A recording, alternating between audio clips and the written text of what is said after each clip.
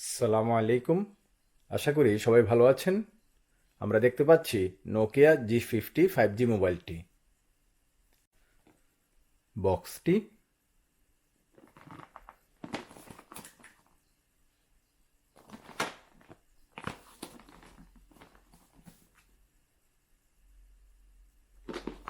এখন দেখব বক্সে কি কি পাবো। প্রথমে মোবাইলটি,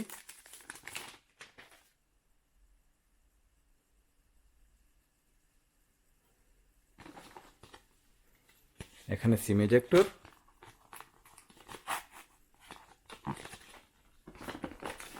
ইউজার ম্যানুয়াল,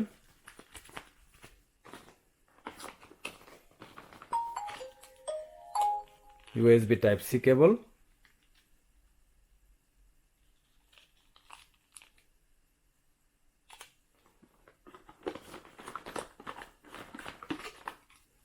এখানে 10 ওয়াটের একটা চার্জার, যদিও মোবাইলটি 18 ওয়াট পর্যন্ত সাপোর্ট করে।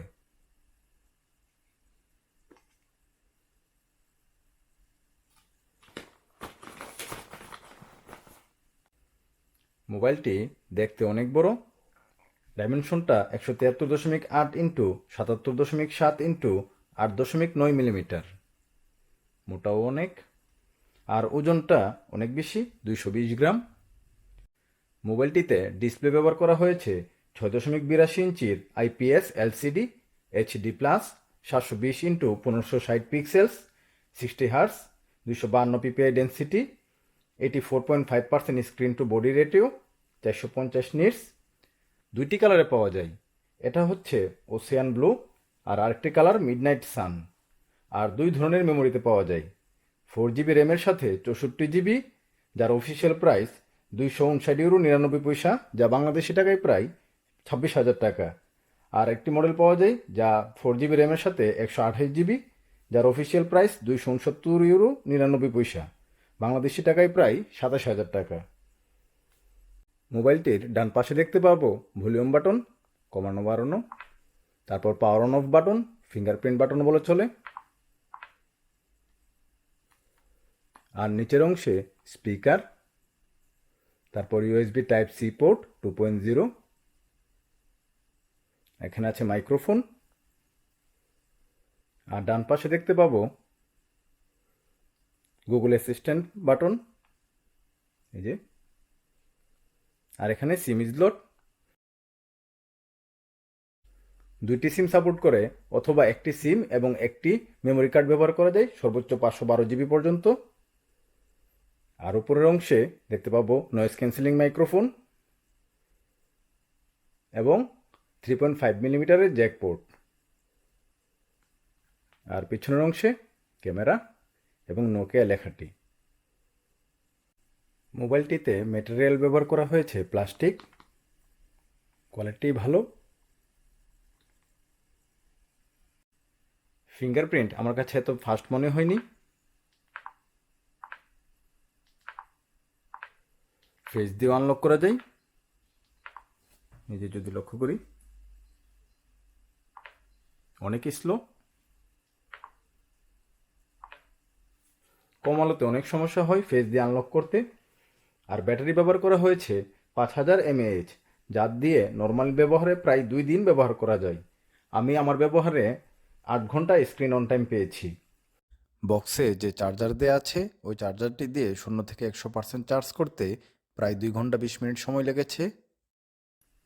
মোবাইলটিতে প্রসেসর হিসেবে আমরা পাবো কোয়ালকম স্ন্যাপড্রাগন 480 5G, যা 8 ন্যানোমিটার, CPU অক্টাকোর, সর্বোচ্চ clock speed 2 GHz, GPU Adreno 619। আর আমি মনে করি যারা বড় ডিসপ্লে পছন্দ করেন এবং এই ব্যাটারি অনেকক্ষণ চার্জ থাকা দরকার, তারা এই মোবাইলটি কিনতে পারেন। বাট ছবি এবং ভিডিওর কোয়ালিটি আমার কাছে তেমন বেশি একটা ভালো মনে হয়নি। এখানে যদি লক্ষ্য করি, ক্যামেরা দেখতে পাবো ট্রিপল ক্যামেরা। প্রাইমারি ক্যামেরাটি 48 মেগাপিক্সেলের ওয়াইড ক্যামেরা, যার অ্যাপারচার f1.8।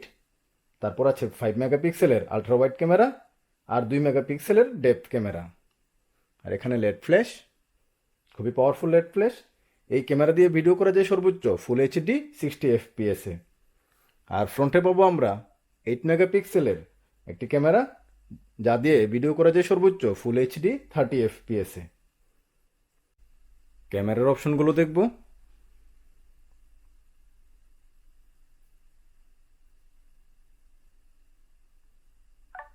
এই যে আলট্রা ওয়াইড, কোনো অপটিক্যাল জুম আমরা পাবো না, সর্বোচ্চ 8x জুম পর্যন্ত। এই যে, তারপর এখানে আমরা চেঞ্জ করে নিতে পারি। এই যে,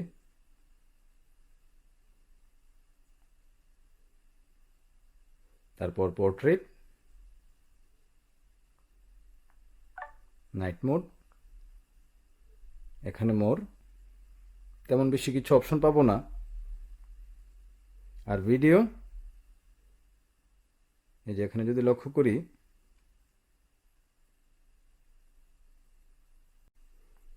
এই যে ব্যাক ক্যামেরায় সর্বোচ্চ ফুল এইচডি 60 FPS, আর ফ্রন্ট ক্যামেরায় ফুল এইচডি 30 FPS।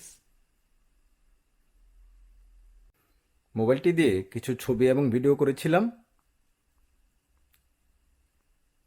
দিনের বেলায় বেশি আলোতে ছবির কোয়ালিটি তেমন একটা খারাপ না। এটা পোর্ট্রেট মোডে, ফ্রন্ট ক্যামেরায় নর্মালভাবে, এটাও ফ্রন্ট ক্যামেরায় পোর্ট্রেট মোডে, এটা নর্মালভাবে, আলট্রা ওয়াইড, 2x জুম, যদিও অপটিক্যাল না, সর্বোচ্চ 8x জুম। ইনডোরে ছবির কোয়ালিটি, এটা রাতে নর্মালভাবে, এটাও রাতে নাইট মোডে, এটাও রাতে, আর এই ছবিটি নাইট মোডে তোলা হয়েছে। ভিডিওটি করা হচ্ছে ফুল এইচডি 60 FPS-এ।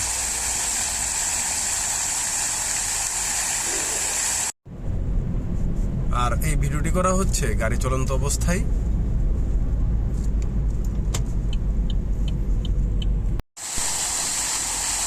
আর এই ভিডিওটি করা হচ্ছে ফুল এইচডি 60 FPS-এ।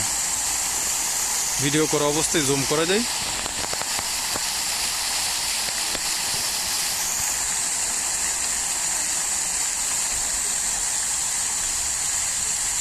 স্পিকার স্টেরিও না, বাট সাউন্ড কোয়ালিটি অনেক হাই।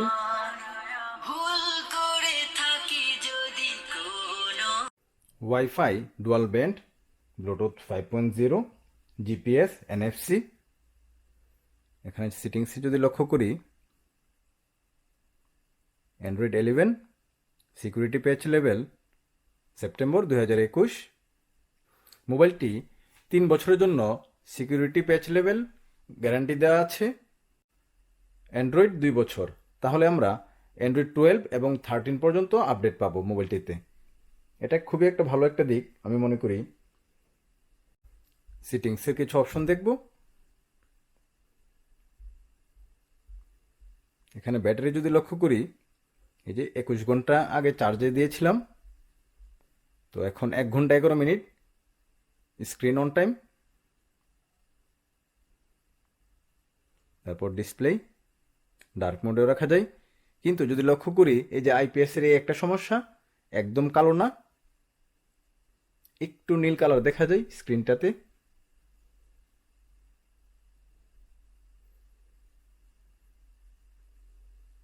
তারপর হ্যাঁ, এই ব্রাইটনেস নিয়ে একটু সমস্যা আছে, যে এই অ্যাডাপটিভ ব্রাইটনেস যদি আমরা রাখি, তো সূর্যের আলোতে অনেক সময় আমরা যখন পকেট থেকে খুলি দেখাই যায় না, মোবাইলটি আস্তে আস্তে বাড়তে থাকে, একদম ফাস্ট না যে খুব দ্রুতই অ্যাডাপটিভ হয়ে যায়, এরকম না।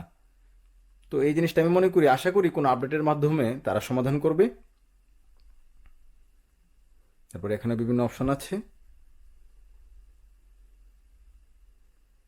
মোবাইলটিকে সব দিক বিবেচনা করলে, যে এর ডিসপ্লে যে অনেক বড়, ব্যাটারি চার্জ অনেক বেশি থাকে, তারপর ক্যামেরাও যদিও একদম ভালো কোনো ছবি তোলে না বা ভিডিও করে না, তারপরেও যারা নর্মাল ছবিতেই সন্তুষ্ট তারা এই মোবাইলটি কিনতে পারেন।